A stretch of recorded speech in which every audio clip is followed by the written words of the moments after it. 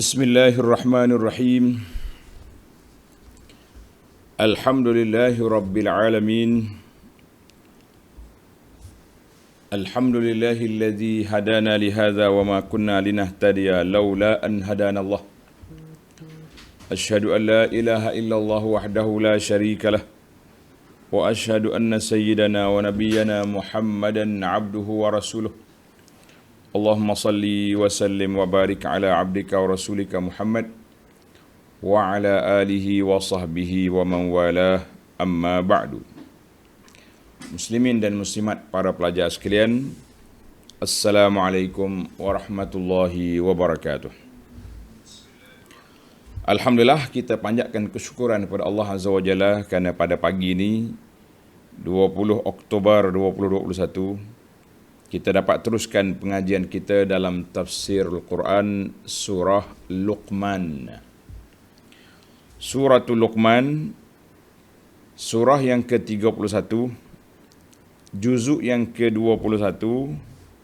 Sambungan kita pada kali ini muka ayat yang ke-10. 10 dan 11. Ringkas je lah. Ada hari panjang, ada hari pendek. Biasanya yang panjang ni cerita. Sebab dia nak habis satu episod cerita tu mungkin sampai 10 ayat, ada kalanya 15. Tengok surah lah. Ada surah yang pendek-pendek, panjang dia punya bacaan. Ada kalanya kalau cerita Nabi Musa sampai 4 siri, 4 kali kuliah baru habis. Dan insya-Allah tamat ayat ini kita akan pergi kepada kisah tuan surah ini, iaitulah kisah walaqad ataina Luqman al-hikmah. Jadi sebelum sampai ke Luqman, para jemaah sekalian, kita masuk kepada ayat yang ke-11. Ayat yang ke-10 dan 11 ini, iaitu ayat dalil ala wahdaniyatillahi wa qudratihi. Dalil Allah Subhanahu wa taala mempunyai kekuasaan dan keesaan. Satu keesaan, satu kudrat.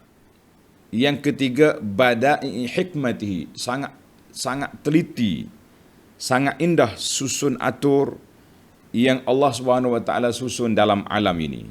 Dia letak langit di atas, bumi di bawah, hujan di atas, sungai di bawah. Mana kalau kita nak dapat sumber air daripada bawah saja, tak ada atas, mana kita terpaksa kena banjir sentiasalah baru air sampai ke atas bukit. Orang duduk atas bukit, pokok-pokok atas bukit akan kekeringan sebab nak tunggu banjir berapa tahun sekali.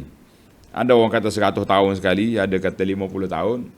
Bagi saya yang pernah kena banjir ni, tak maulah 50 ke 100 tahun. Nah ya, dia masuk dalam rumah kita sampai ke atap contohnya. Tapi kalau nak naik bukit lagi, bukan sampai ke atap, rumah kita berapa kali ganda lagi baru sampai air ke atas bukit. Maka hikmah, dia panggil bada', teliti. Susun atur yang Allah Ta'ala buat itu sangat halus, sangat berperancangan, berstrategi. Maknanya air, awan dia letak di atas. Bila sekali dia turun, bukitlah menjadi tangki air. Itu sebab orang duduk marah, orang duduk tebang pokok di atas bukit itu. Bila tebang pokok, tak ada lagi tempat simpanan air. Air turun dengan kuat, laju, marilah kepala air, ekor air, macam-macam yang menyebabkan orang di sekitar tu akan jadi satu bencana bagi mereka, banjir lumpur dan berbagai-bagai perkara yang berlaku lagi. Maka dalam ayat ini walaupun pendek, para jemaah sekalian, kita akan dapat mempelajari salah satu daripada kekuasaan Allah Azza wa Jalla dan keunikan. Bada' kita boleh terjemah keunikan ciptaan Allah Azza wa Jalla yang perlu kita tengok, yang perlu kita teliti, yang perlu kita belajar untuk memahami, untuk meningkatkan ketakwaan kita dan kepahaman kita terhadap keesaan, keagungan, kekuasaan Allah Azza wa Jalla. Mana tak ada guna kita hidup atas dunia kalau kita tak kenal Al-Khaliq, pencipta. Sebab para ulama telah menggariskan bahawa kita nak kenal Allah Azza wa Jalla bukan seperti kenal benda lain. Kita kenal Allah melalui nama-nama dia. Dia panggil Asma'ul Husna. Sebab Asma'ul Husna ni perlu dihayati, perlu dipahami Bukan sekadar berdiri tercegak, dengar lagu, lepas tu sudah. Lah, itu baiklah daripada duduk dengar, duduk main Panama dan sebagainya. Baik kita berdiri, kita baca Asmaul Husna, tak berdiri pun tak apa. Yang pentingnya Asmaul Husna itu perlu dihayati, perlu dipahami dan dipraktikkan apa yang terkandung dalamnya, baru kita rasa setiap nama Allah Ta'ala itu sesuai dalam setiap keadaan. Orang yang banyak dosa, diberinya nama-nama Ghaffar, pengampun, Rahim, kesian belas. Orang yang nak buat dosa, di sana ada Jabbar, Al-Muntaqim, Al-Jalal, barulah orang tak boleh nak buat. Ini baca nama Allah Ta'ala maha pemurah, maha pengampun. Seronoklah dia orang. Orang-orang macam ni jangan baca tu, pergi baca Al-Jabbarul Muntaqim. Membuat kena. Barulah tak berani. Maka yang kedua, kita nak kenal Allah melalui apa? Melalui sifat-sifat dia yang maha tinggi. Sifat Allah Ta'ala. Yang ketiga, barulah kita nak tengok alam ini sebagai salah satu daripada tanda keagungan kuasa Allah Ta'ala. Allah suruh kita tengok kepada langit, bumi, bukit, bukau, tengok diri sendiri, jangan lupa daratan, jangan lupa lautan. Itulah ayat kita ni, ayat tentang keesaan, keagungan dan kekuasaan Allah Azza wa Jalla. Baik para pelajar sekalian, ayat kita dua ayat, kita baca ayat, kemudian kita pergi kepada tafsirul ayat, kemudian kita pergi kepada fawaid untuk kita tadabbur. Jadi beberapa kali dah ana ulaskan, manhaj tadabbur ini kadang-kadang satu ayat je. Dalam satu ayat itu para ulama dia boleh korek berapa faedah untuk fiqhul hayah. Satu ayat. Sebab tu jemaah kata kenapa belajar 5 ayat. Tapi Ustaz Abu Ana ulas ke satu ayat tu ya. Kita kata satu ayat tu yang kita boleh tadabburkan. Dia tadabbur tak perlu banyak. Mungkin 1,5 ayat ya. Dua kalimah, 2 perkataan saja. Firman Allah Ta'ala yang ringkas, pendek. Tapi 1 hari 1 malam kita boleh berfikir dan kita tadabbur. Baik para pelajar sekalian, pencinta Al-Quran, mudah-mudahan kita layak dimasukkan dalam kumpulan Ahlul Quran, hum ahlullahi wa khassatuh. Pada jemaah yang ada tafsir pimpinan, muka surat 883 ayat 10 dan ayat 11. أعوذ بالله السميع العليم من الشيطان الرجيم خلق السماوات بغير عمد ترونها وألقى في الأرض رواسي أن تميد بكم وبث فيها من كل دابة وأنزلنا من السماء ماء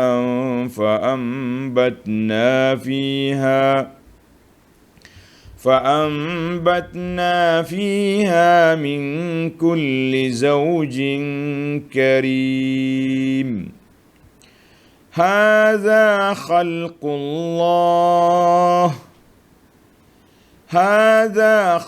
الله فأروني ماذا خلق الذين من دونه بل الظالمون في ضلال مبين. Cukup ayat kita. Balik semula kepada tafsir. Ayat yang ke-10. Khalaqas samawati bighairi amadin tarawnaha. Dalam satu ayat ni saja para pelajar sekalian, kita akan senaraikan beberapa tanda keagungan dan keesaan Allah Ta'ala. Seperti yang saya sebut tadi, kita nak kenal Allah melalui 3 dimensi, 3 cara. Jadi cara yang ketiga, iaitu memerhatikan kepada makhluk Allah Azza wa Jalla ini. Yang pertama, khalaqas samawati bighairi amadin tarawnaha. Allah menciptakan langit dengan tidak bertiang sebagaimana yang kamu melihatnya. Sebagaimana yang kamu lihat. Maka apabila kita baca ayat-ayat yang lepas, Allah Ta'ala sebut tentang kekuasaan dia, kemuliaan Allah Azza wa Jalla, hikmatnya, maka kesan daripada kita faham itu, kita tengok kepada bagaimana penciptaan ini cukup teliti, cukup halus, cukup teratur. Allah Ta'ala jadikan langit yang 7. Kita kalau kita nak hitung perkara yang 7 ni banyak. Anak biasa ditanya oleh jemaah haji, dia kata, Ustaz, kenapa kita tawaf 7 kali pusing? Kenapa pergi melontar 7 biji batu? Payah juga nak layan kerana jemaah ni. Tak layan, dia kata kita sombong. Nak jawab, kita pun tak ada maklumat. Kenapa? Jawab yang paling senang, apa kita susah duk fikir? Nabi SAW tawaf 7 pusingan, 7 lah kita. Tak boleh buat 8. Nabi kata, ambil daripada aku amalan haji. Nabi lontar 7 biji. Takkan kita nak buat 20? Itu dia panggil langgar peraturan. Itu dari sudut secara kasar lah. Tapi kalau kita nak tengok secara lebih detail, teliti, rupanya dalam dunia ini sangat banyak perkara 7. Ni, Allah Ta'ala sebut, wa anzalna minas sama'i ma'a khalaqas samawati bighairi amadin tarawnaha, ay khalaqallahu samawati sab'a. Langit itu ada 7. Tapi berbeza pula dengan pintu syurga. Pintu syurga 8. Pintu neraka 7. Sebab apa?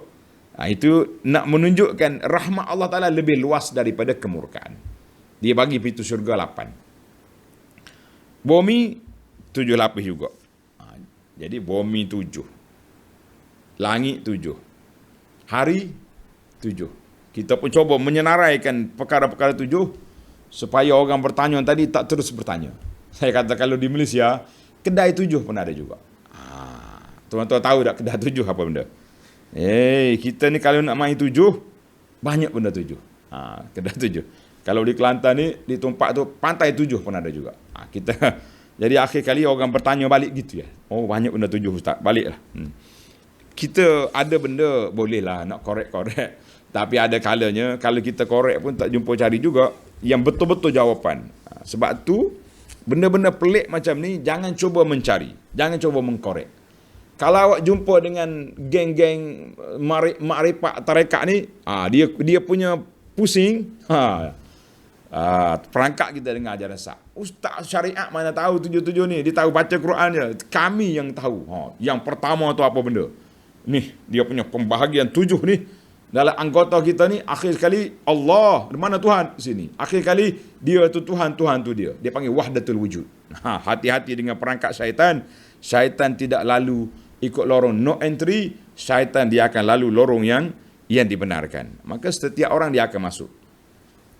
Saya ditelefon oleh seorang orang negeri kita tapi duduk di sebuah negeri lain. Di sana. Saya tak sebutlah negeri itu tak baik. Marah kawan-kawan sana pula. Dia kata, Ustaz, setakat saya pindah di sini, saya sudah jumpa dengan guru mursyid. Macam mana pula guru mursyid ni? Kata setara mana mursyid dia tu?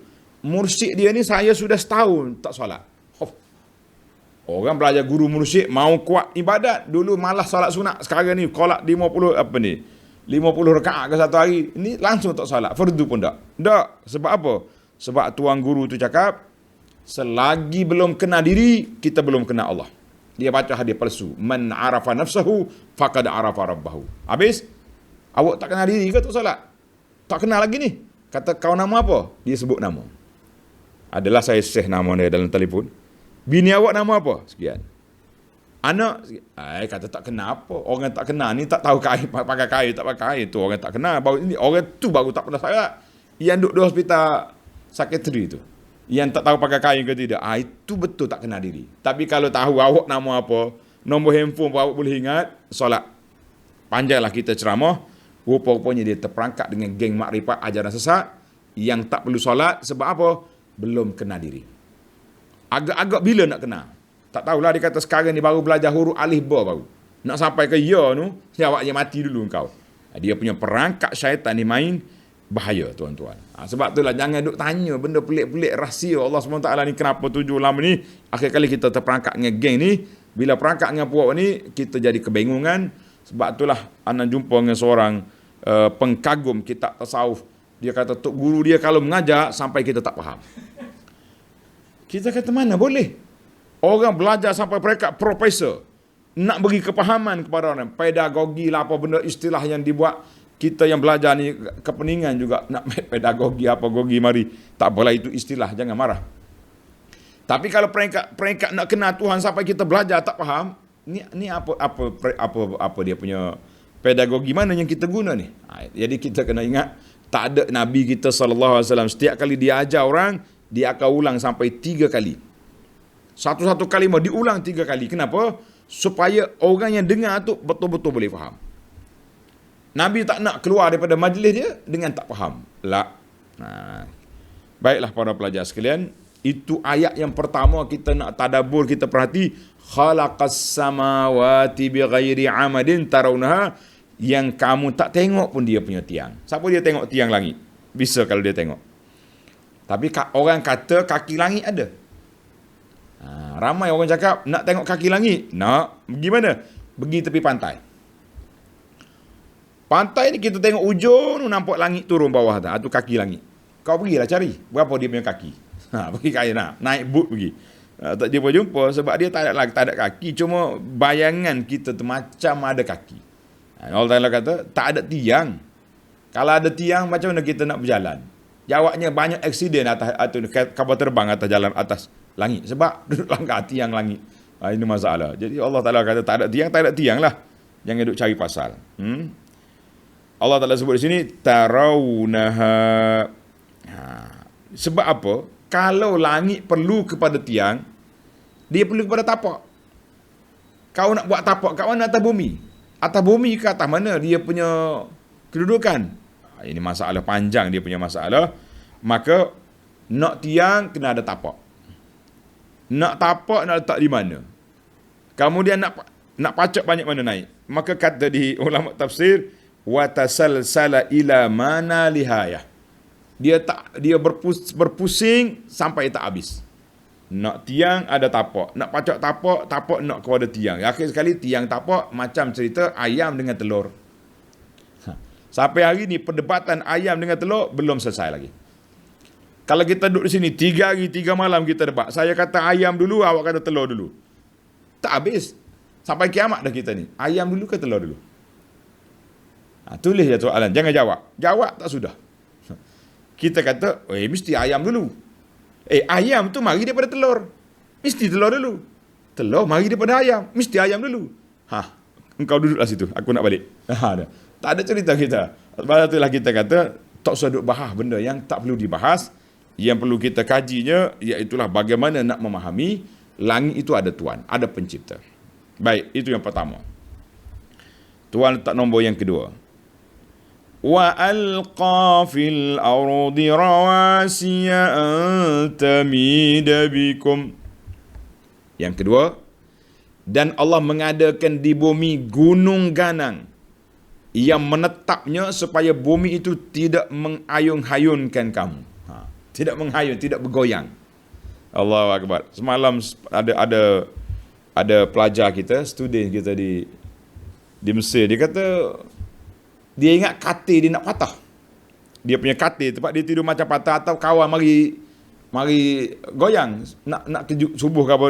Rupa-rupanya berlaku gempa bumi kecil. Gempa bumi ni kalau skala berapa tu okey lagi lah, boleh tidur lagi.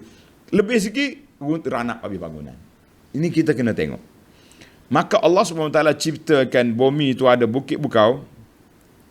Ay wa ja'alallahu fil ardi jibalan thabitan.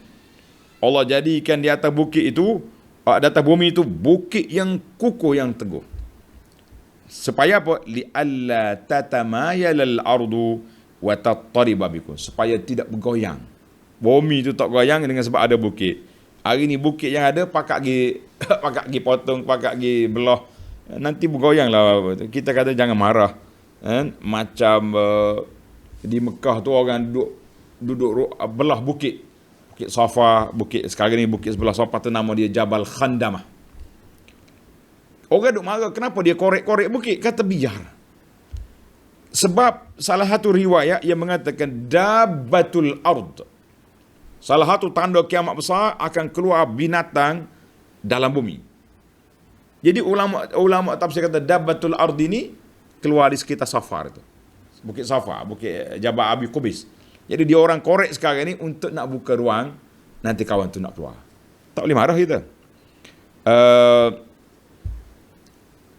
Ni bangunan besar tu, jam besar kan. Itu dia panggil Burjus Sa'ah. Menara jam. Sa'ah juga dengan makna kiamat. Menara tanda kiamat juga boleh. Ada orang mari marah dengan saya. Dia kata, Ustaz, apa arak macam ni? Kata, apa kau susah bukan duit kau punya? Kan? Dia kata, tapi kenapa dia buat? Sebab nak merealisasikan apa yang disebut oleh Nabi SAW bila ditanya oleh Jibril, bila kiamat, Nabi kata tak boleh tahu. Tapi tanda kiamat ada. Hufatan uratan yatatawaluna fil bunyan. Orang yang tak berbaju, yang berpakai kaki ayam ni akan buat binaan tinggi-tinggi. Itu tanda kiamat. Jangan marah. Kalau mereka tak buat, lambat lagi nak kiamat. Kiamat sudah hampir, bila tak tahu. Baik, para pelajar sekalian.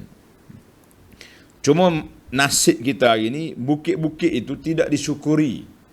Bahkan banyak yang dikufuri nikmat Allah Azza wa Jalla. Di kaki bukit lah, dia buat hotel, buat chalet, buat ni tangga trekking. Tapi hanya naik tu solat ke tidak atas bukit.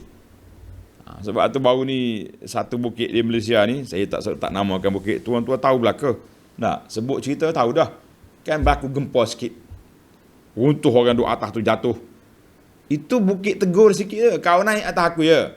Mari ambil gambar dah. Selfie sini. Solat ke tidak? Ataupun bawa benda-benda. Duk mari bawa gewer lagi duduk atas tu contohnya. Tahu gewer? Gewer ni bahasa Kelantan. Cewek bawa. Makwa. Makwa gewer. Gewer tu mana makwa. Jadi kita kadang-kadang tempat macam ni, tempat kita bersyukur pada Allah Ta'ala yang menjadikan tempat yang cantik. Orang panggil istijma untuk berehat minda, tapi kita pergi buat maksiat situ. Satu lagi, buat maksiat satu penyakit. Satu lagi, kalau kita biarkan orang pergi, dia pergi buat sampah situ. Ini penyakit juga ni. Ini penyakit yang sukar untuk kita nak atasi.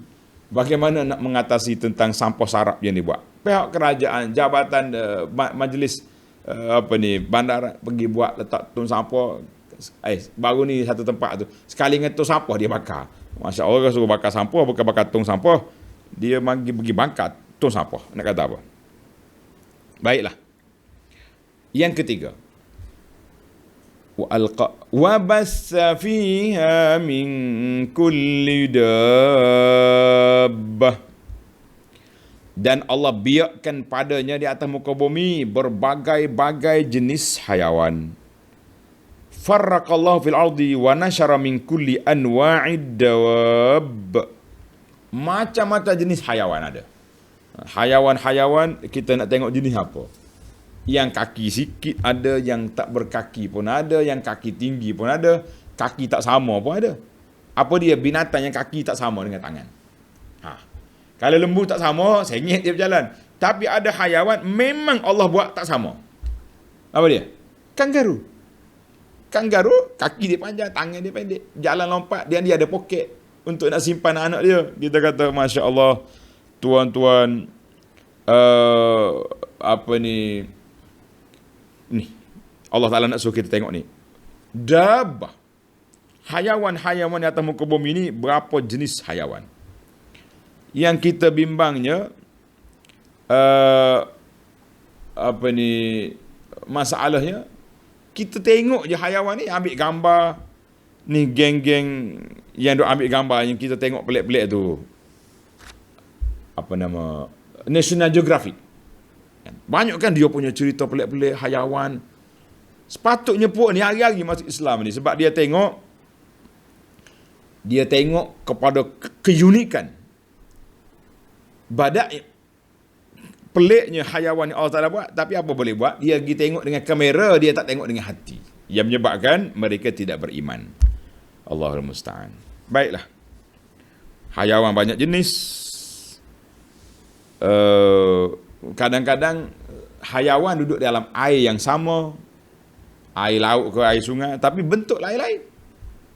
Sebab itulah bila sahabat tanya, Nabi SAW dia tanya tentang boleh ke tidak kita ambil wuduk dengan air laut. Inna narkabul bahra, kan dalam hadis, kami ni ya Rasulullah SAW mengembara di lautan. Air yang kita bawa terhad untuk minum. Boleh tak kita ambil wuduk dengan air laut? Sepatah Nabi sahabat tanya, tapi Nabi SAW jawab dengan jawapan jawami'ul kalim.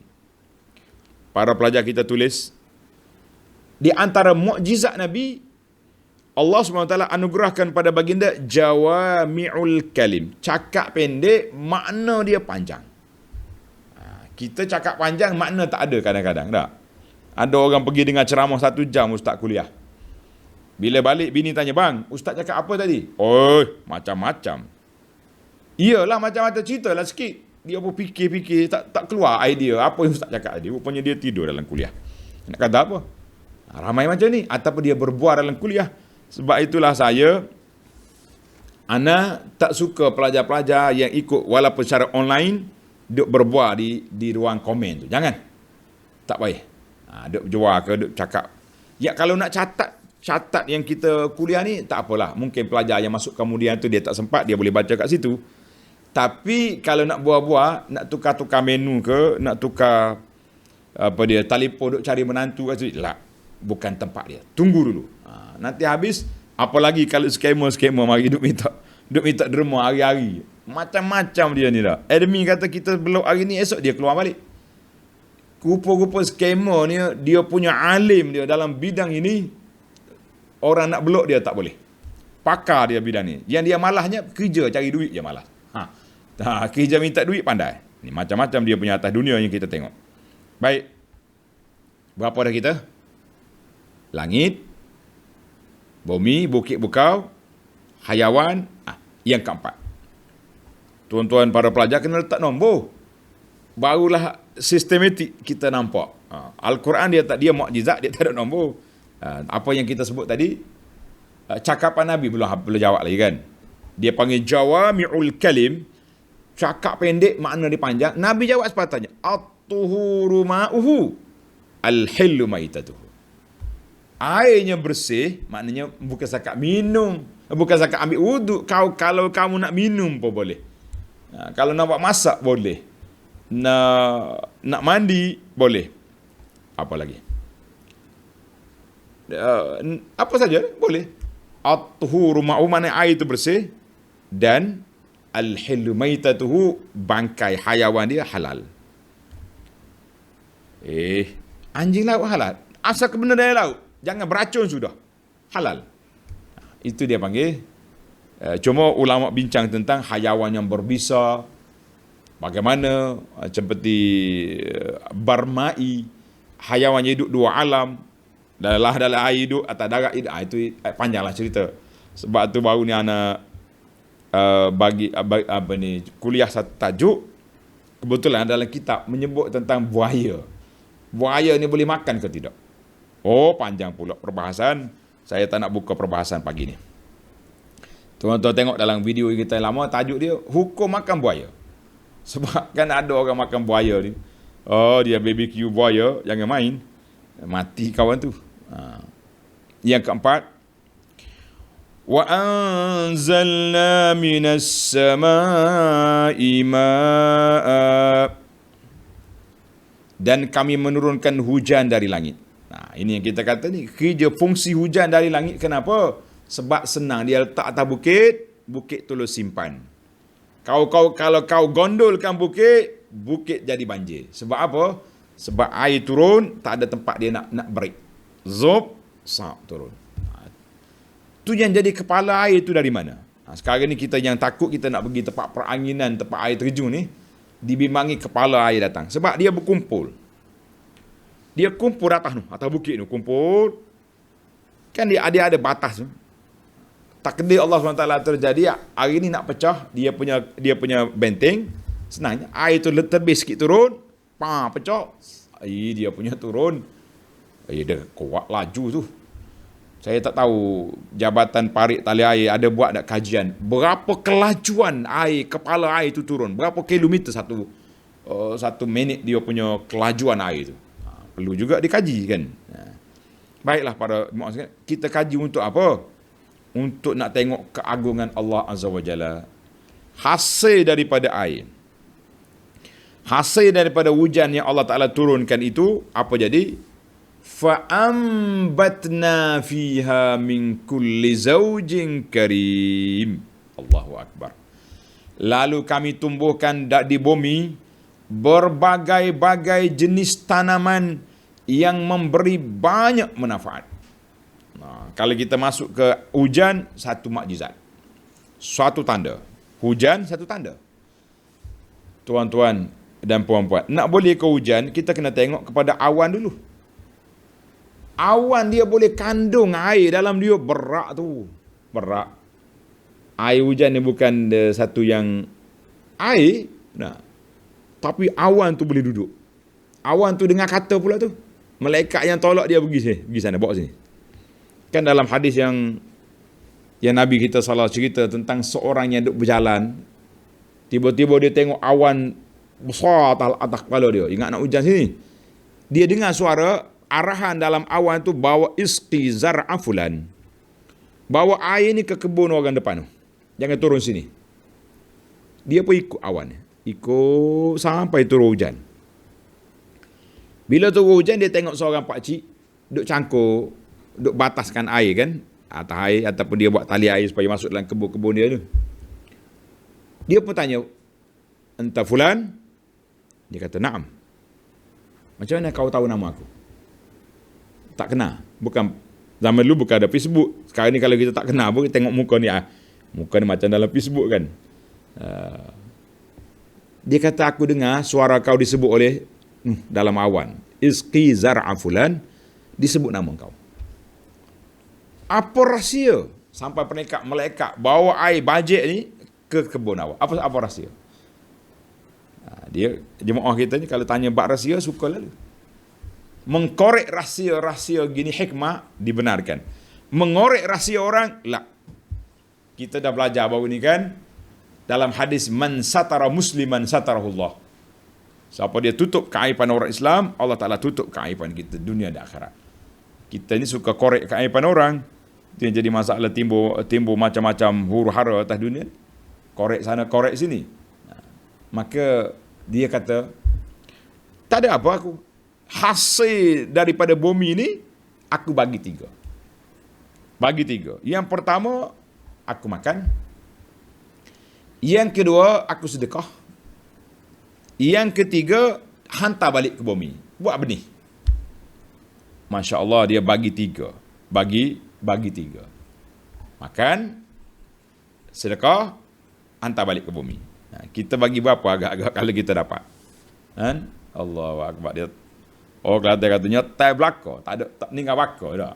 Ambil habis. Baiklah para jemaah sekalian, tamatlah kita 5 tanda kekuasaan Allah Azza wa Jalla. Fa'ambatna, hasil daripada hujan turun, tumbuhlah tumbuhan yang berbagai-bagai jenis tanaman. Pelik. Ada tanaman yang cepat seperti sayur-sayuran tu, laju. Kita tanam sebulan dah boleh makan, boleh kutip, ambil hasil. Ada tanaman yang lebih laju daripada itu lagi. Nama dia rumput dan lalang. Laju dia punya naik. Tak ada siapa suruh dia naik. Naik je. Kadang-kadang kita nak marah juga. Dia kata, kenapa lah lalang-lalang ni, rumput rampai ni, pokok-pokok hutan ni cepat naik. Allah Ta'ala nak hijaukan bumi. Inilah spesies tumbuhan yang naik. Agak engkau pergi tanam, tak tanam dah. Kita ada rumah kita ada kawasan tanaman, duduk di kampung.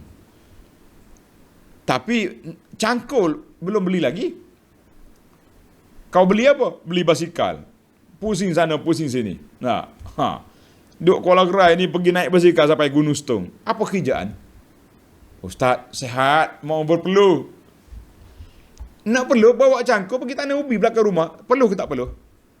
Berpeluh. Tapi itulah suasana kita, suka-suka seronok jalan sana sini. Saya tak marah naik basikal, jangan marah. Itu contoh. Kalau contoh jangan dimarah. Sebab contoh ni kalau tak buat, tak nampak dia punya perjalanan. Maka Allah kata apa? Aku tumbuhkan tumbuh-tumbuhan berbagai jenis. Air yang sama, bumi yang sama, pokok yang berdekatan tapi buah lain. Yang ni longan mata kucing, yang ni rambutan, yang ni mangga, yang ni mangga pula berapa ratus jenis. Ada mangga masam, ada mangga manis, ada mangga harum manis, ada mangga yang macam pejam mata, macam-macam. Apa dia panggil? Mangga pejam mata. Maka kena masam pejam mata kita. Allahu Akbar. Nak kata apa? Macam-macam jenis tanaman, tumbuhan yang ada. Tuan-tuan dan puan-puan, inilah yang kita kena buat. Tadabbur, perhatikan kepada pokok-pokok yang kita ada. Baru ni tumbuh di dekat Gunung Stong tu. Dia panggil pokok bunga Replesia. Replesia. Kan comel tu, merah tu. Orang yang bawa guide tu kata pokok ni nak boleh bunga nak besar berapa bulan dia punya perkembangan sikit. Dan dia busuk lalak duduk kat situ. Tapi cantik dia punya rupa. Sahabat-sahabat kita bangga post gambar Replesia. Saya komen di sini, Replesia ni rupa cantik, perangai huduh. Kenapa? Macam orang juga ada rupa comel tuan dia. Masya Allah, dia punya perangai. Na'udzubillah. Macam. Sebab dia punya perkembangan berapa bulan nak besar. Cuma bila dia sudah besar, untuk diambil gambar, dalam masa seminggu saja, lepas tu dia kering. Lama kita duk tunggu dia. Maka kita nak lebih bermanfaat. Sebab itulah Nabi SAW bila tengok ke pokok tamar, Nabi buat teka-teki. Inna syajaratan. Ada sejenis pokok syajaratan. Pokok ni masalul mu'min, seperti seorang mukmin. Daripada pucuk dia sampai ke umbi, semuanya bermanfaat. Allahu Akbar. Ada sahabat-sahabat kata, pokok apa ni? Pokok apa ni? Rupa-rupanya kata Ibn Umar, aku ada dalam kepala nak jawab dah. Pokok kurma. Nakhlah. Tapi oleh kerana depan aku ada Abu Bakar, ada Umar, ayah juga ada, dia kata tak menasabah aku orang muda pergi jawab di hadapan orang tua, mengatasi mereka. Ini adab. Oi, Masya Allah tuan-tuan. Kalau kita belajar ilmu pokok je, cukuplah untuk menyatakan ayat yang seterusnya yang kita baca. Apa dia? Haza khalqullah. Ana sering duduk di belakang imam-imam yang faham Al-Quran. Dia bukan setakat hafal aja Quran, dia akan berhenti sekejap situ. Haza khalqullah. 5 perkara tadi semuanya itu adalah ciptaan Allah Azza wa Jalla. Kau break di situ, fikir dulu. Jangan pergi laju. Haza khalqullah. Tengok nota di bawah kata apa? Tengok nota 1407. Yakni langit dan bumi serta segala yang ada padanya. Bukit bukau, tanaman-tanaman semua ada. Membuktikan kekuasaan dan keesaan Allah Azza wa Jalla yang menjadikannya serta mentadbirkannya. Hakikat ini dijelaskan bukti kebenaran satu persatu supaya umat manusia membersihkan amal ibadat mereka dari segala perbuatan syirik terhadap Allah Azza wa Jalla, sebab yang menciptakan semua ini apa dia? Allah Azza wa Jalla. Itulah yang kita nak. Dia kadang-kadang manusia ni dia tak fikir. Haza khalqullah. Setiap benda yang Tuhan cipta tu ada benda yang kita kena fikir untuk diambil iktibar, ambil tadabbur, barulah kita rasa kita nampak keagungan dan kebesaran Allah Azza wa Jalla. Tengok pokok bunga ya dah. Pokok bunga tuannya cantik, baunya busuk, dikelilingi oleh lalat. Apa nak buat? Sebab itulah dalam makhluk Tuhan yang kecil ni, antara lalat dengan lebah, jauh jarak tuan-tuan dan puan-puan. Lalat mencari yang busuk, lebah mencari yang baik. Yu'tina, dia beri kepada kita kebaikan, nama dia madu. Waktu ana belajar dulu di kuliah syariah, Ada seorang syekh kami, dia buta, tapi selalu dia ulang kalimah ni, syair ni, sampai saya hafal syair ni. Sampai hari ni pun saya dia ulang-ulang balik. Dia kata apa? Tuan-tuan tulis. Syair yang menarik. Syarrul wara man bi'aibin nasi mushtaghilan mislu zubabi yura'i mawdi'al ilali. Syarrul wara. Manusia yang paling celaka. Man bi'aibin nasi mushtaghilan. Orang yang sibuk mencari keaiban orang. Mislu zubab, seperti lalak yang mencari mawadi'il ilal, tempat-tempat yang busuk-busuk. Allahu Akbar. Kita jadilah mata lebah, jangan jadi mata lalak. Mata lalak ni duduk cari kelemahan orang untuk ditular, untuk dijatuhkan, untuk diviralkan, tapi kebaikan orang disembunyikan. Kita kata na'udzubillah daripada mata lalak yang busuk itu. Mata lebah ni dia akan cari yang baik-baik. Cuma di antara ilmu tadabbur lebah ni, kita dah bincangkan dulu dalam suratul Nahli. Allah Ta'ala sebut satu surah nama lebah untuk kita tadabburkan. Panjang kita hurai masalah lebah. Masya Allah, tabarakallah tuan-tuan. Ilmu yang kadang-kadang hayawan yang kecil ini memberi satu sentuhan yang besar kepada kita. Sebab itulah zaman kita ini zaman banyak fitnah, banyak ujian. Ambillah madu lebah itu sebagai langkah-langkah kesihatan. Dan juga sekurang-kurangnya kita pagi-pagi, petang-petang, ada juga orang panggil, buat apa tu Ustaz? Haji, buat apa tu? Bermadu. Jadi adalah dalam hidup kita ni bermadu. Nak madu lain tu cari pasal lah belaka. Buat terbang senduk dengan sodek kat dapur je. Madu lebah ni, isteri yang akan bagi sudu pada awak. Dia tak bagi sodek sebab besar sangat. Nanti habis botol, jenuh kita duk beli pula. Jadi kita kena ingat, ada perkara yang kita boleh tadabbur. Balik pada ayat 11. Hadza khalqullah. Ini semua sebahagianlah daripada ciptaan Allah Azza wa Jalla. Fa'aruni madza khalaqal ladzina min dunih. Maka cubalah kamu beriku lihat apakah yang telah diciptakan oleh makhluk-makhluk yang lain daripada Allah yang kamu sembah itu. Tuk berhalamu, dia buat apa? Sembahan-sembahan kamu tu, dia buat apa? Tak ada buat apa. Tinggalkan, kembalilah kepada Allah Azza wa Jalla yang menciptakan segala perkara. Baliz zalimuna fi dhalalim mubin. Tidak ada sesuatu pun yang dia orang buat. Bahkan orang-orang yang zalim dengan perbuatan syiriknya itu berada dalam kesesatan yang jelas nyata. Bila kita kata orang syirik ni zalim, ada orang terkejut. Mana ada Ustaz cakap baik-baik? Dia orang ni penuh integriti. Bahasa sekarang ni, integriti, tata kelola, apa lagi? Dia punya disiplin tinggi. Kita kata betul, itu dia antara dia dengan makhluk. Zalim di sini, zalim apa? Orang yang melakukan syirik bermakna dia telah melakukan zalim pada dirinya sendiri. Sebagaimana kata Luqman dalam siri yang akan datang, kita akan jumpa ayat 13 dalam siri yang akan datang. Inna la tusyrik billah inna syirka la zulmun azim. InsyaAllah kita akan berhenti lama di sana untuk tuan-tuan boleh memahami apa dia makna zalim ketika seorang itu melakukan syirik terhadap Allah Azza wa Jalla. Maka kita akan tengok di sana. Baik. Baiklah para pelajar sekalian, alhamdulillah. Orang yang zalim membuat lakukan syirik, mereka berada dalam kesesatan yang sangat nyata. Baiklah para pelajar sekalian, ayat kita sudah tamat.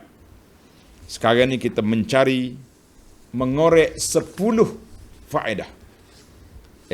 Penat juga tuan-tuan nak cari 10 ni. 2 ayat pun keluar 10. 10 ayat pun kita keluar 10 je. Kalau nak ikut yang dalam tafsir tadabbur ni panjang. Bagi ustaz-ustaz yang boleh bahasa Arab, cuba tengok dalam grup tadabbur. Dia ada tadabbur, ada kumpulan asatizah. Malam ni dia letak satu ayat. Contoh ayat kita ni, hadza khalqullah fa'aruni maza. Setiap orang dia kena keluar tadabbur yang dia dapat faham daripada ayat ini. Tulis. Masya Allah, satu ayat satu malam dia orang tadabbur. Sekarang ni sudah keluar berapa jilid dah. Dia panggil hasaidut tadabbur. Hasil yang dikumpulkan daripada majlis tadabbur sepanjang tahun ni. 1443 contohnya, dia keluar buku. Menarik tuan-tuan. Masing-masing ustaz, masing-masing syekh ada sentuhan tersendiri. Kalau boleh, tak nak ulang yang sama. Kalau orang dah sebut benda ni, awak jangan sebut lagi. Kalau tidak panjang pula, ulang benda sama. Macam kita penuhkan dalam Facebook kita, dalam grup WhatsApp kita tu, bila ada orang iklan kematian. Habis pakat duduk tepek Al-Fatihah situ. Buat apa? Anak dia bukan ada kat sini. Sebab itulah kita di antara etika bergrup, kita jangan penuhkan dalam satu grup kita tu benda. Orang bagi maklumat, cukup kita doakan. Allahumma ufillahu, inna lillahi wa inna ilaihi raji'un. Kalau kita nak ucap takziah juga, boleh. Letak nombor handphone keluarga dia, hantar PM kepada keluarga dia, itu baru betul. Ini tidak ada kumpul sini. Maka itu dia panggil hasaidut tadabbur. Hasil daripada tadabbur kita ni ada 10 perkara. Yang pertama, pelajar bersedia untuk tulis. Yang ada dalam tafsir pimpinan tak tulis tak apa, sudah ada kat situ. Yang kita nak tulis ni yang belum ada ni. Yang pertama, Allah Ta'ala sebut wa bassa fiha min kulli dabbah. Allah kata, aku sebarkan di atas muka dunia ni berbagai-bagai jenis hayawan. Ayat ini bayanu qudratillahi azza wa jalla, menyatakan kuasa Allah Subhanahu wa taala menciptakan hayawan-hayawan atas muka bumi ini dengan pelbagai bentuk, pelbagai jenis. Kita yang duk bela hayawan ni kena tengoklah. Tengok. Ada hayawan macam ni. Ni kita kadang-kadang kagum dengan orang dah ambil gambar kan. Ada seekor semut duduk atas batu. Orang Kelantan kata, lilah mana? Pergi mari. Pi mai. Duduk atas batu, duduk pusing. Macam dia nak pergi ke tanah besar. Mula jadi bekalan habis ke macam mana atas batu. Tiba-tiba daun kering. Pusing daripada atas tu, mari berik kat sini. Kita kata, Masya Allah, ada but dia rupanya. Dia pun lompat naik atas daun tu tak lama, hanyut pergi. Kita kata, subhanallah, itulah yang dikatakan, apa dia? Ulat dalam batu pun ada rezeki. Semut di pulau batu pun boleh didatangi oleh but untuk angkut dia balik ke darat. Bagaimana kita tak nak fikir kuasa Allah Azza wa Jalla memberikan rezeki. Subhanallah. Itu yang pertama. Baik. Yang kedua, qauluhu ta'ala wa anzalna minas sama'i ma. Allah kata kami turunkan dari langit itu air. Tuan-tuan tanda, yang pertama, air adalah nikmat yang zahir, yang berulang-ulang daripada zaman dulu sampai ke hari kiamat. Maka kerana itu Allah sandarkan penurunan hujan itu kepada diri dia. Wa anzalna, kami turunkan hujan. Itu malaikat tiup awan tu, itu petugas. Tapi yang mengarahkan turun hujan itu siapa? Allah Azza wa Jalla. Baru yang kita bincang baru ni hadis ketika Nabi SAW berada di mana? Berada di Hudaibiyah. Malam tadi hujan, lepas solat subuh Nabi kata apa? Allah Ta'ala berfirman, dengan sebab turun hujan semalam, mu'minun bi wa kafirun bil kawakib. Ada orang beriman dengan aku, dia kafir dengan bintang. Siapa dia kata mutirna bi fadlillahi wa rahmatihi, kita disirami hujan dengan limpah kurnia Allah Ta'ala dengan rahmat Allah, maka orang itu beriman dengan Allah, kafir dengan bintang. Siapa dia kata bintang ni turun hujan, maka dia beriman dengan bintang, kafir dengan Allah Azza wa Jalla. Maka kita kena kata turunnya hujan itu satu nikmat yang bermutakarrirah, nikmat yang berulang. Karena itu Allah Ta'ala sandarkan wa anzalna min, aku yang turun hujan. Jangan duk fikir orang lain. Kita sekali tak ada hujan, kita buat awan tiruan. Penat kita. Dan baik. Yang kedua, ayat yang sama. Ahli-ahli tadabbur jangan panik. Dia kata kenapa ulang sampai 7 kali ayat sama ni? Mungkin 100 kali. Dua anzalna juga dalilun ala rahmah. Dalilnya rahmat Allah SWT. Dia turunkan hujan dari atas, bukan air dari bawah. Bila hujan turun dari atas, tenang-tenang je hujan tu turun. Kan? Tenang-tenang je hujan tu turun, letak air atas bukit, bukit simpan, kemudian dia turunkan air terjun tu. Turun, kita boleh mandi, boleh ambil, boleh macam-macam nikmat yang kita gunakan. Bagaimana? Semua tempat sampai. Bayangkan, sebab itu kalau kita nak buat tangki air, kita kena buat atas. Ni ada setengah kontraktor tak apa cerdik, dia buat tangki air bawah. Habis, dia beli pom untuk kita pom naik atas tangki air. Kata buat apa? Kalau pom rusak, tak ada air kita. Kecuali kita duduk di kawasan yang tekanan air itu rendah. Terpaksa kita kena buat tangki di bawah, baru pom naik atas. Macam rumah orang Arab ni, tangki air dia kat mana? Dalam tanah. Tuan-tuan dia pergi Mekah perasan tak? Kalau air tak ada, lori tangki mari, dia masukkan air dalam tanah, akan dia pom naik atas bangunan tu. Itu cerita lain, itu teknik lain. Ni buat rumah rendah, rumah biasa je, buat tangki air luar, kemudian suruh pom masuk dalam rumah. Kita kata biar cerdik kat nak jadi kontraktor pun, kalau tidak pergi belajar dulu. Baik. Maaflah sahabat-sahabat kita. Kadang-kadang kita kena kosek juga dah, baru dia mikir. Yang keempat, wa anzalna minas sama'i ma'an fa'ambatna. Tengok. Setelah turun hujan, kami tumbuhkan tumbuhan. Ulama mengatakan fa'ambat, fa sababiyah. Menjadi sebab tumbuhnya tumbuhan dengan sebab apa? Turunnya hujan. Itu dia panggil fa sababiyah. Wa tu'khadhu isbatul asbab, maka semua benda likulli syai'in sababa, semua benda bersebab. Allah Ta'ala buat jadi, dia panggil sunnatul alam, semua benda ni bersebab. Kalau tidak, kita tak mikir pula pakai jadi gitu je. Semua benda kun fayakun.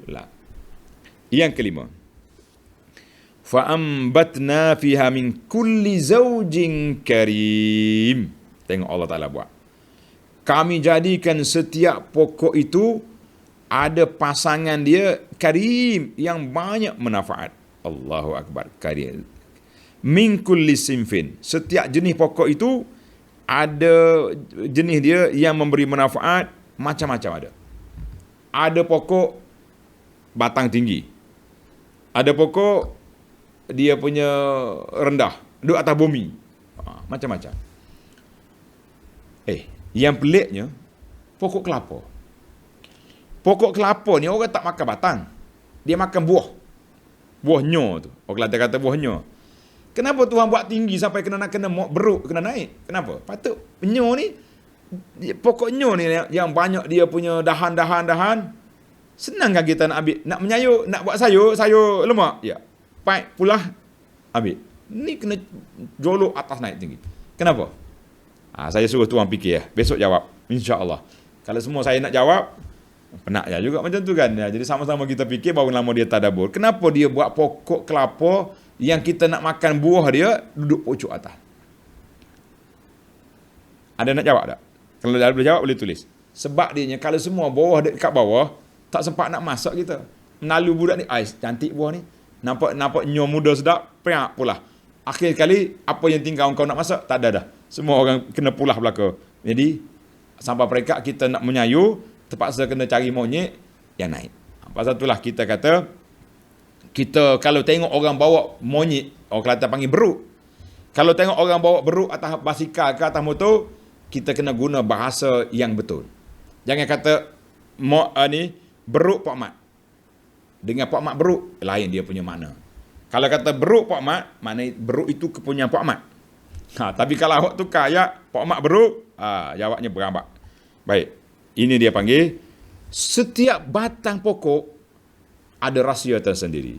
Pokok tamar dia punya cara. Kenapa pokok tamar dia ada tangkai? Kenapa pokok kelapa sawit tak ada tangkai? Fikir hak ni pun kita sampai ke tengah hari dah hari ni. Baik. Tuan-tuan fikir sendirilah, bagi jawapan yang baik. Yang keenam, Allah Ta'ala sebut, haza khalqullah. Ini semua contoh-contoh yang aku bagi kepada kamu ini ciptaan Allah Azza wa Jalla.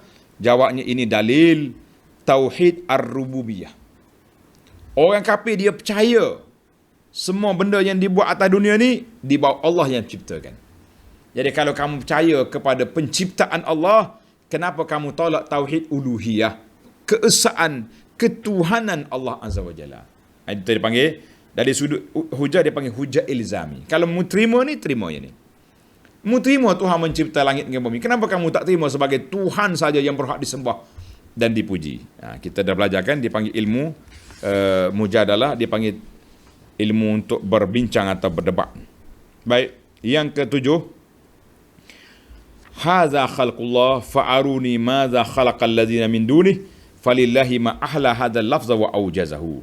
Kata di para ulama, betapa indahnya bahasa Al-Quran, lafaznya pendek, lafaznya mukjizat, pendek, tapi dia telah membatalkan kepahaman puak-puak kafir musyrik. Tuhan kata, kalau kamu rasa cantik, pandai, buatlah juga. Barulah kamu boleh sembah benda lain. Ini Allah yang cipta, bagi tak nama orang lain. Kita marah kalau kita reka satu cerita, tiba-tiba orang nisbahkan benda itu kepada orang lain. Sebab itulah slogan dalam negara ni, bertukar setiap kali bertukarnya kepimpinan. Daripada Islam hadari kepada Islam wasati, rahmatan lil alamin, apa benda pula mari. Kemudian keluarga Malaysia, sebab apa? Setiap orang nak ada sentuhan sendiri. Itu contohlah. Maka Allah SWT kata, kalau kamu nak sembah benda lain pada aku, biar dia tu yang buat kamu. Itu dia panggil hujjah ilzami. Baik. Kata di para ulama, pendeknya lafaz tapi maknanya panjang untuk membatalkan kepahaman syirik puak-puak kafir. Yang ke-8 masih lagi di ayatnya, hadza khalqullah. Ayat ini menjadi dalil yang zahir untuk kita engkar, untuk kita batalkan hujah siapa? Orang-orang yang menolak dakwah Islam, yang menolak dakwah tauhid kepada Allah Azza wa Jalla. Yang ke-9, fa'aruni, tunjuk bukti. Tuan-tuan tanda, ayat ini isti'malut tahaddi fil munazarah. Bila kita munazarah, kita berdebat, kita mesti cabar kawan supaya batalkan hujah kita. Kemukakan hujah awak. Tengok ayat itu kata, hadza khalqullah. Ini hak Tuhan buat. Fa'aruni madza khalaq. Mau tunjuk hakmu buat pula. Ingat ada waktu Nabi Ibrahim alaihissalam, ketika dia berdebat dengan Namrus tu. Dia kata, Tuhan aku menghidupkan mati. Katanya Namrud panggil orang, 2 orang, dia bunuh seorang, dia hidup seorang. Dia kata, tengok, aku boleh matikan, aku boleh hidup. Jadi Ibrahim guna hujah lain pula. Tuhan aku mari matahari di sebelah timur, engkau mari sebelah barat. Fabuhital ladzi kafar, dia punya tercengang-cengang, kebengungan lah puak kafir. Ni ada seorang sahabat saya ni cerita, seorang mulhid, ateis, tak percaya ada Tuhan. Bila kita kata Tuhan boleh menciptakan, dia kata dia boleh juga. Dia nak tunjuk kebodohan dia tu. Dia buat apa? Dia ambil daging, letak dalam bekas, dibiarkan daging tu. Daging tu busuk. Bila busuk, keluar ulat. Oh, dia panggil orang Muslim. Hei, kawan, tengok aku boleh menciptakan ulat. Oh, cerdik. Dia ingat dia cerdik. Busuk banga tu pandai sangat. Kan? Maka, kata di seorang Muslim, oh hebat you, boleh cipta ulat. Oleh kerana kamu sebagai pencipta, berapa ekor ulat? Bengong kamu tu tak boleh jawab. Mana nak jawab? Dia pun belum kira lagi. Kita kata jangan duk main lah buat benda karut macam tu kan. Baiklah para pelajar sekalian. Yang ke-9 ni, isti'malut tahaddi fil munazarah. Bila kita berlawan dengan orang, guna uslub mengancam, cabar, tunjuk. Yang ke-8 tadi, istidlal bil azhar. Kita kena buat dalil yang paling zahir sekali, yang kita boleh serlahkan kebenaran kita. Yang ke-8, tunjukkan yang paling zahir, bukti yang paling jelas. Yang ke-9, cabar dia orang supaya tunjukkan kepada kita apa yang kita ada. Baiklah para pelajar sekalian, yang ke-10 Allah Subhanahu Wa Taala ceritakan kepada kita. Yang ke-10 ni yang kata hadza khalqullah fa'aruni. Semua yang diceritakan pada hari ini daripada 5 perkara adalah ilmu, kepentingan ilmu tadabbur, memerhatikan kepada apa? Kepada keesaan, kekuasaan dan keagungan Allah Azza wa Jalla. Di situlah bezanya ilmu tafsir. Tafsir kita tafsir ayat tu senang, bukit, pokok-pokok. Tapi bila kita tadabbur, kita ambil satu-satu. Setiap juzuk tu untuk kita fikir tentang keagungan Allah Azza wa Jalla. Tuan-tuan dan puan-puan, mudah-mudahan kita mendapat manfaat daripada apa yang kita bincangkan. Setiap hari kita dapat faham daripada ayat-ayat Allah. Setiap hari kita dapat kefahaman yang baik. InsyaAllah dalam siri yang akan datang. Cerita yang sangat menyeronokkan. Cerita yang sangat mengagumkan. Nama dia Kisah Luqman. InsyaAllah kisah ini akan baca dalam kitab yang ditulis oleh Syekh Salah Al-Khalidi. Dalamnya kitabnya Qasasus Sabiqina fil Quran. Kisah-kisah orang dulu dalam Quran. Tapi tuan-tuan jangan tunggu saya bawa cerita Israiliyat yang pelik-pelik, tidak ada. Itu kena cari penceramah lain. Seronok dengar, tapi ceritanya betul entah tidak, wallahu alam. Jadi kita cuba cari yang sahih. Kalau ada yang sahih, kenapa cari yang pelik? Baiklah para pelajar sekalian, kita jumpa dalam siri yang akan datang. Walaqad atayna Luqmanal hikmah. Subhanakallahumma wa bihamdika asyhadu an la ilaha illa anta astaghfiruka wa atubu ilaik. Wa sallallahu ala nabiyyina Muhammad wa ala alihi wa sahbihi ajma'in walhamdulillahi rabbil alamin.